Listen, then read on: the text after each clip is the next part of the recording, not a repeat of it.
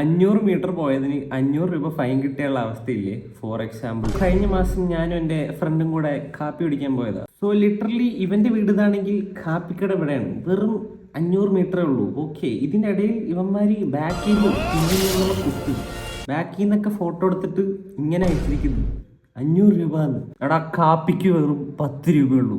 ഇതിന് ഞാൻ 510 രൂപ എടുത്തിട്ട് കാപ്പി കുടിച്ചു എന്ന് പറയണോ? What is this? ഫൈൻ വന്നിരിക്കുന്നത് ബാക്കിലിരിക്കുന്ന ആൾ ഹെൽമെറ്റ് ഇല്ലാന്ന്. സംഭവമൊക്കെ ശരിയാണ്, പക്ഷേ ഈ 500 മീറ്റർ പുറകെ വന്നിരുന്നെങ്കിൽ ഞങ്ങൾ അവിടെ തന്നെ ഇറങ്ങിയേനെ. അല്ലെങ്കിൽ ഒന്ന് ക്ഷമിച്ച് വിട്ടുകൂടെ? 500 മീറ്റർ പോയതിന് 500 രൂപ ഫൈൻ അടിച്ചിട്ട് എന്ത് കിട്ടി? ബട്ട് ഭൈ, എത്രയോ പേര് ഒന്നുമില്ലാതെ പോകുന്നു. അതിലേക്ക് പോയി ബാക്കിൽ നിന്ന് ഫോട്ടോ എടുക്കും. ഇവിടെ ഒരുത്തൻ 500 കിലോമീറ്റർ ഹെൽമെറ്റ് ഇല്ലാണ്ട് പോയിട്ടടക്കം ഫൈനൊന്നുമില്ല.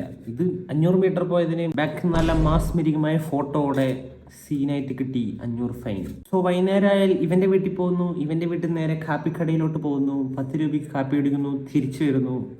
സിമ്പിൾ, ആ പരിപാടിയേ ഉള്ളൂ. ജസ്റ്റ് 20 റുപ്പീസ്, പിന്നെ കുറച്ച് petrol.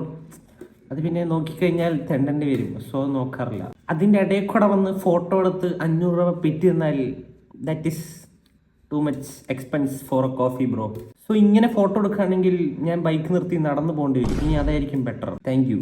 So that's it. Bye bye.